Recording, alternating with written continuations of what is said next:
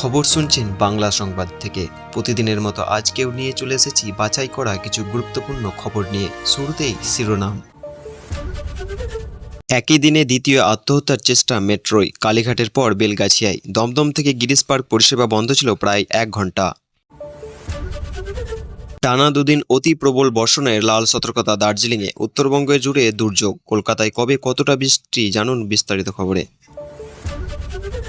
তোলাবাজি শ্লীলতাহানি, আরও এক প্রাক্তন কাউন্সিলর গ্রেপ্তার কলকাতায়। রাতে গড়ফার তৃণমূল নেতাকে ধরল পুলিশ। কালীঘাটে মেট্রোর সামনে ঝাঁপ। সাত সকালে ব্যাহত পরিষেবা। ময়দান থেকে বেশ কিছুক্ষণ ভাঙা পথে চলল মেট্রো। ভোগান্তি। তারাতলার অনিয়মের নৈপথ্যে কালীর টিমওয়ার্ক। আদালতে দাবি করল পুলিশ। মাথায় হদিশ পেতে মঞ্জুর হেফাজত। তারাতলা গুদামের কাজে গিয়েছিলেন প্রথমবার, আর ঘরে ফেরা হলো না জগদ্দলের স্বপ্নমণ্ডলের। গুদামের নকশায় বিধিভঙ্গ হয়নি, রায় দিয়েছিলেন বিল্ডিং কমিটি। সই করেননি হাকিম। প্রকাশ্যে এলো নথি। বিপদ বাড়ল প্রাক্তন মেয়রের। ফিরাদকে গ্রেপ্তার করে জেরা করা হোক। তারাতলার ঘটনায় শুভেন্দু আক্রমণের পরে কুণালের নিশানা কলকাতার প্রাক্তন মেয়র। রবিবার 12 ঘন্টা বন্ধ থাকবে দ্বিতীয় হুগলি সেতু। কোন রাস্তা দিয়ে ঘুরিয়ে দেওয়া হবে গাড়ি জানালো পুলিশ। মৃতের সংখ্যা 11। তারাতলার ধ্বংসস্তূপের নিচে এখনও আটকে কিছু শ্রমিক। আকাশ ভাঙা বৃষ্টি, বজ্রপাতে ব্যাহত হচ্ছে উদ্ধার। অন্যের জমি দখল করে গড়া তৃণমূল যুবনেতার বাগান বাড়িতে বুলডোজার চালালো পুরসভা। প্রধানের পদ ছাড়লেন স্ত্রী। কলকাতার নির্মাণীয় বাণিজ্যিক ভবনগুলি খতিয়ে দেখতে টিম গড়ছে পুরসভা। রিপোর্ট ভালো হলে মিলবে কাজ শুরু ছাড়পত্র। বিছানায় তরুণীর রক্তাক্ত দেহ। পাশে শুয়ে রয়েছে 6 বছরের কন্যা। রিসায় স্ত্রীকে খুন করে পলাতক স্বামী। মাঝ রাস্তায় গাড়িতে দাউ দাউ করে জ্বলে উঠল আগুন। ডোবরা থেকে সল্টলেকে পরীক্ষা দিতে যাওয়ার পথে বিপত্তি 3 পরীক্ষার্থীর। বাবা মা বনাম ছেলের মামলা। কলকাতা হাইকোর্টে নিয়োগ করার কমিটি বিচিত্র অভিজ্ঞতা শুনে কী রায় দিল বিচারপতি। পায়ে দড়ি বেঁধে উল্টো করে ঝুলিয়ে মার 11 বছরের বালককে। নগ্ন করে ভিডিও। জয়নগরের প্রতিবেশীর কাণ্ডে হইচই। লাভ হোক বা ল্যান্ড জিহাদ, বরদাস্ত করবে না সরকার। ধর্মান্তর রুখতে কঠোর আইন ঘোষণা শুভেন্দু অধিকারীর। ছুটির দিনে উচ্চপদস্থ সরকারি কর্তাদের সাহায্য করতে পালা করে কর্মীদের অফিসে যেতে হবে। বিজ্ঞপ্তি কর্মবর্গী দপ্তরে।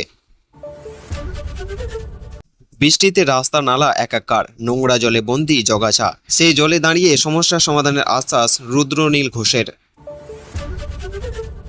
অযোধ্যার রাম মন্দির থেকে চুরির যাওয়া প্রণামী 80 লক্ষ টাকা উদ্ধার। উত্তরপ্রদেশ পুলিশের নজরে ট্রাস্টিদের এক অংশ।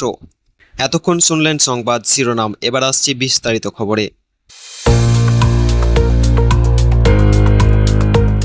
পশ্চিমবঙ্গের মুখ্যমন্ত্রী শুভেন্দু অধিকারী জানিয়েছেন, রাজ্য সরকার জোর করে ধর্মান্তর ঠেকাতে আরও কঠোর আইন আনার প্রস্তুতি নিচ্ছে। তার বক্তব্য, কাউকে প্রতারণা, জোর বা চাপ দিয়ে ধর্ম পরিবর্তন করানো হলে সেই ঘটনার বিরুদ্ধে কড়া ব্যবস্থা নেওয়া হবে। এর পাশাপাশি তিনি বলেন, সরকার তথাকথিত লাভ জিহাদ এবং ল্যান্ড জিহাদ নিয়েও কঠোর অবস্থান নেবে। তার দাবি, এই ধরনের ঘটনাকে কোনোভাবেই বরদাস্ত করা হবে না এবং প্রয়োজনে নতুন আইন আনা হবে। মুখ্যমন্ত্রী আরও জানান, রাজ্য সরকার অভিন্ন দেওয়া বিধি বা ইউনিফর্ম সিভিল কোড নিয়ে একটি বিলও বিধানসভায় আনার পরিকল্পনা করছে। তিনি আরও বলেন, দেশের নিরাপত্তা ও জাতীয় স্বার্থের বিরুদ্ধে কোনো ধরনের কার্যকলাপ মেনে নেওয়া হবে না। পাশাপাশি জরুরি অবস্থার সময় যারা গ্রেপ্তার হয়েছিলেন তাদের আগামী 9 আগস্ট রাজ্য সরকারের পক্ষ থেকে সম্মান জানানো হবে বলে ঘোষণা করেন। উল্লেখ্য, দেশের কয়েকটি বিজেপি শাসিত রাজ্যে ধর্মান্তর নিয়ে ইতিমধ্যেই কঠোর আইন রয়েছে। তবে এই ধরনের কিছু আইন আদালতে আইনি চ্যালেঞ্জের মুখে রয়েছে। এই ঘোষণার পর পশ্চিমবঙ্গের রাজনৈতিক মহলে নতুন করে আলোচনা শুরু হয়েছে। ভবিষ্যতে সরকার কী ধরনের আইন নিয়ে আসতে চলেছে, তার প্রভাবে কি হয় সেই দিকে এখন নজর থাকবে সকলের। টানা বৃষ্টির কারণে হাওড়া জগাছার একাধিক এলাকায় জল জমে চরম দুর্ভোগের সৃষ্টি হয়েছে। রাস্তায় নর্দমা নোংরা জল উপচে পড়া সাধারণ মানুষের চলাফেরা প্রায় অসম্ভব হয়ে উঠেছে। এমনকি অনেক বাড়িতেও জল ঢুকে পড়েছে।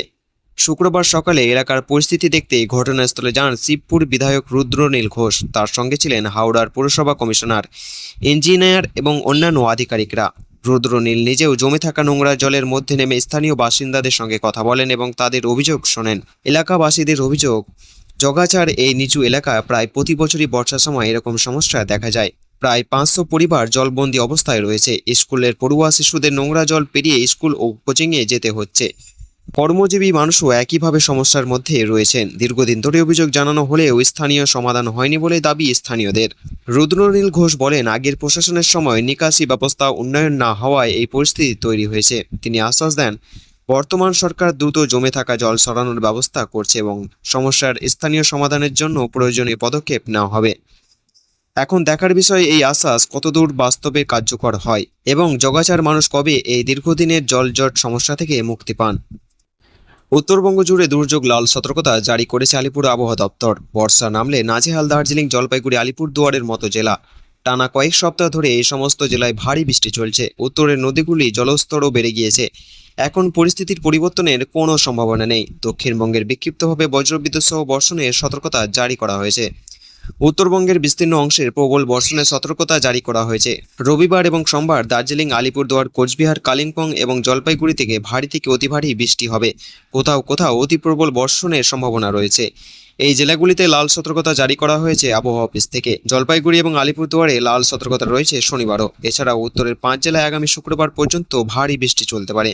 উত্তর দিনাজপুর, দক্ষিণ দিনাজপুর এবং মালদহে বৃষ্টি চলছে। এই 3 জেলায় আপাতত ভারী বর্ষণের সম্ভাবনা নেই, তবে বিক্ষিপ্তভাবে ঝড় বৃষ্টি এবং বজ্রবিদ্যুৎ সর্বত্রই চলবে। ঝড় বৃষ্টির কারণে উত্তরবঙ্গে তাপমাত্রা এমনিতেই কম আছে, তবে আগামী কয়েকদিনে নতুন করে তাপমাত্রা বাড়ার কোনো পরিবর্তনের সম্ভাবনা নেই।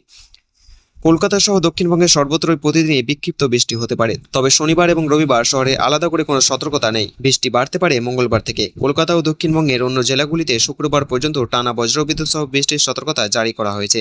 ঝোড়ো হাওয়া বইতে পারে ঘন্টায় 40 থেকে 50 কিলোমিটার বেগে। মঙ্গলবারের আগেও ঝড় বৃষ্টি হতে পারে নদিয়া, মুর্শিদাবাদ, পূর্ব বর্ধমান, পশ্চিম বর্ধমান, বীরভূমে। এই জেলাগুলিতে কমলা সতর্কতা জারি করা হয়েছে। আবহাওয়া অফিস জানিয়েছে, রাজস্থান থেকে উড়িষ্যার মৌসুম অক্ষরেখা বিস্তৃত রয়েছে। উত্তর পূর্ব বঙ্গোপসাগর এবং মায়ানমার সংলগ্ন উপকূলের পরে একটি ঘূর্ণাবর্ত রয়েছে। তার ফলে বঙ্গোপসাগর থেকে প্রচুর পরিমাণে জলীয় বাষ্প স্থলভাগে প্রবেশ করছে। তাই রাজ্য জুড়ে পরিস্থিতি ঝড় বৃষ্টির অনুকূল। শনিবার সকালে কলকাতার সর্বনিম্ন তাপমাত্রা ছিল 27.4 ডিগ্রি সেলসিয়াস, যা স্বাভাবিকের চেয়ে 0.6 ডিগ্রি বেশি। শুক্রবার শহরে সর্বোচ্চ তাপমাত্রা হয়েছিল 32.4 ডিগ্রি সেলসিয়াস, যা স্বাভাবিকের চেয়ে 0.5 ডিগ্রি কম।